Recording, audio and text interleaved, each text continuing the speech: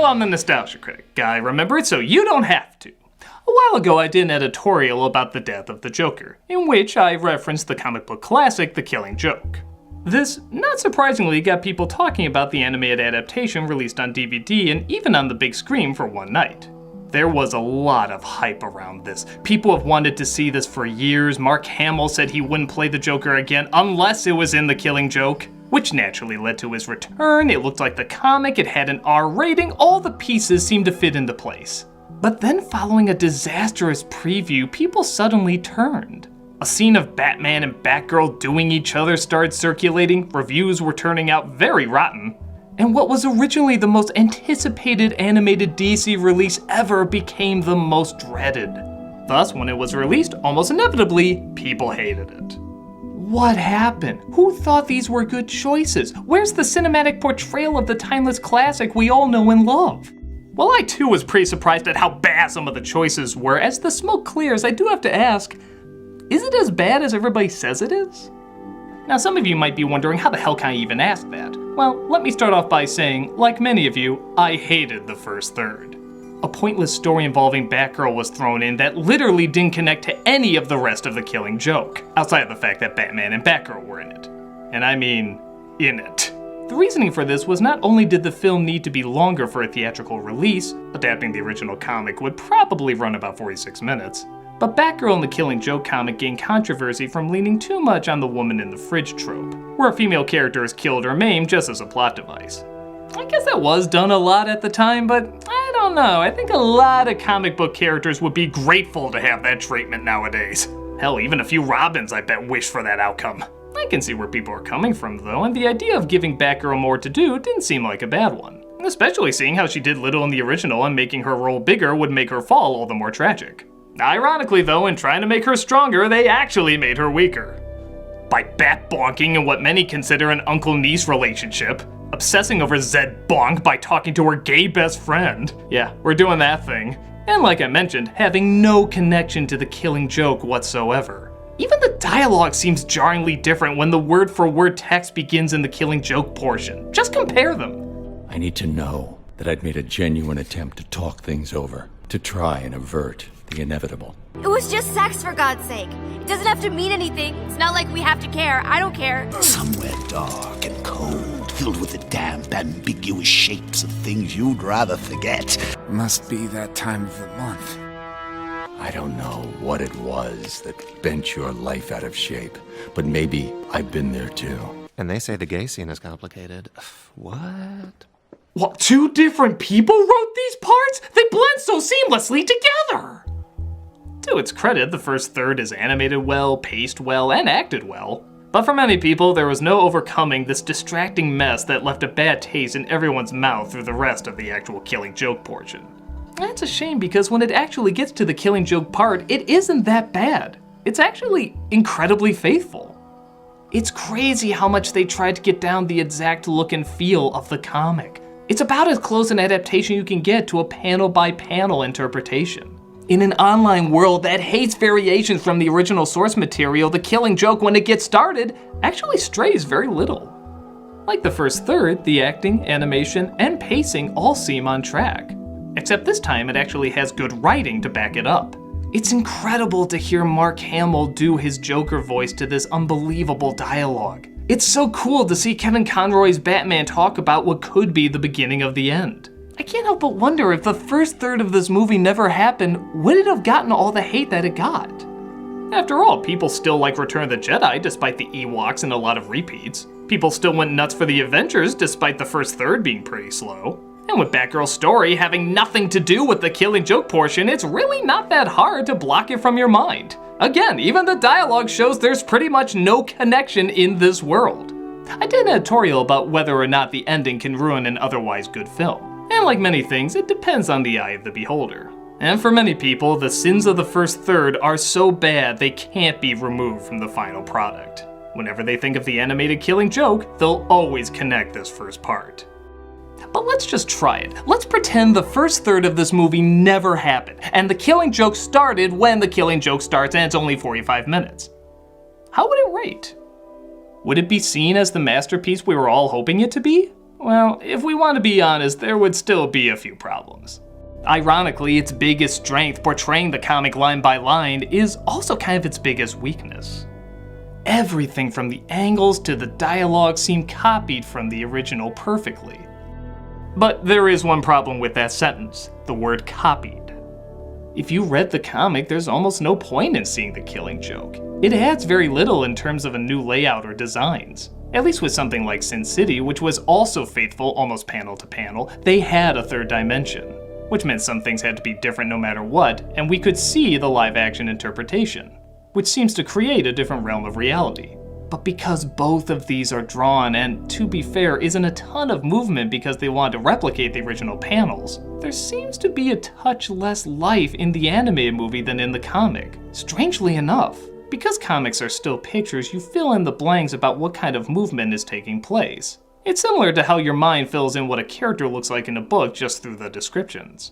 In a comic, this image leaps off the page because it's indicating the movement through the insanity of the lettering, the layout of the pose, and the crispness of the still image. Your imagination fills in the rest of the motion.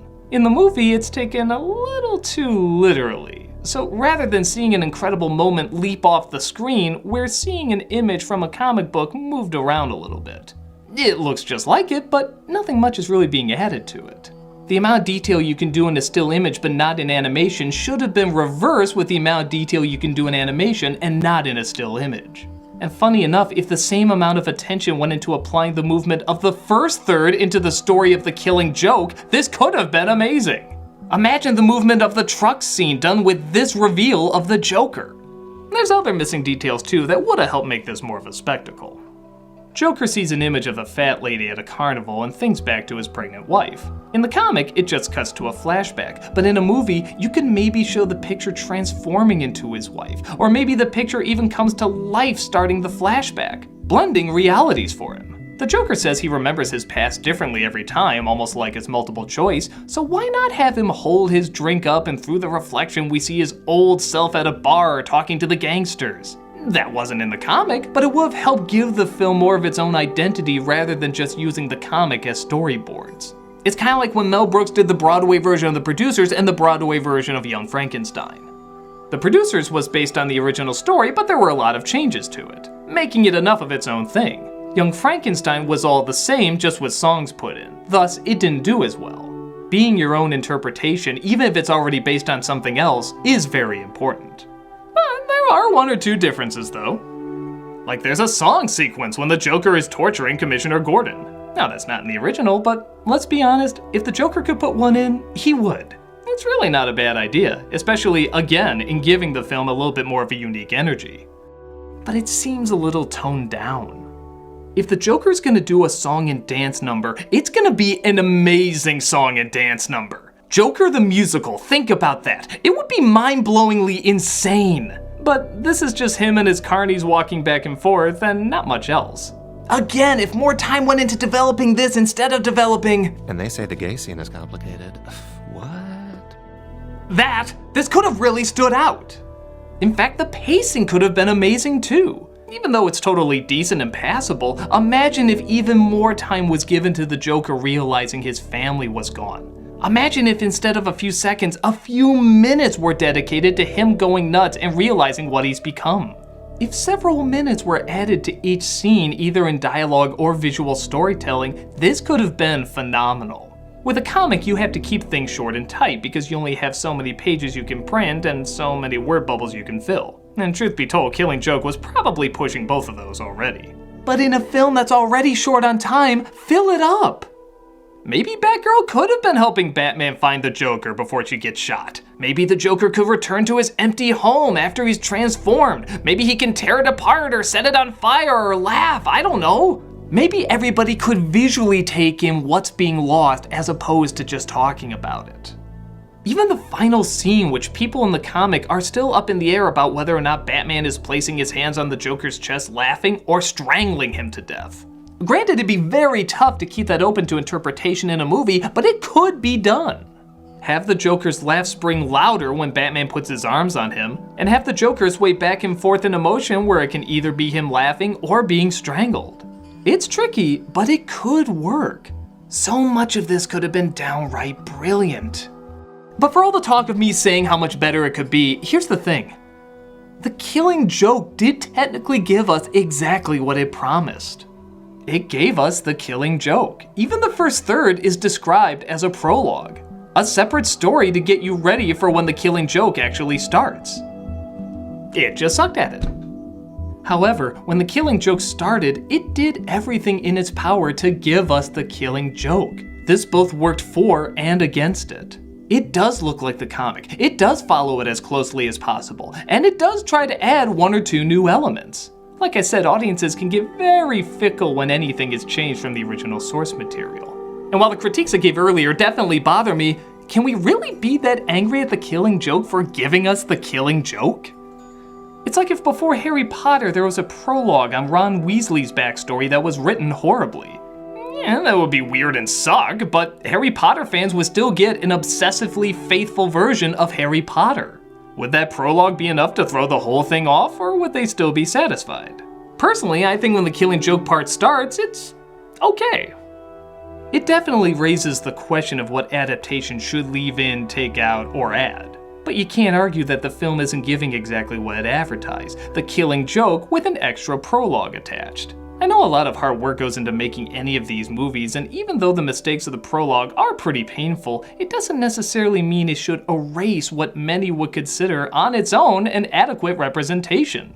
Amazing? No, but not awful either. Had the prologue not been there, the reaction most likely would have ranged from good to okay, and not gotten nearly the backlash that it got. But many can't separate the prologue, and I guess that's kind of understandable too. It is part of the Killing Joke. They could have cut it out, but they left it in. You can't help what you like or dislike, it just leaves whatever impression it leaves on you. But for fans that want to see the Killing Joke on the big screen, maybe, like the comic, it's an interpretation you possibly may want to think about one more time. I'm a nostalgia critic guy, remember? So you don't have to.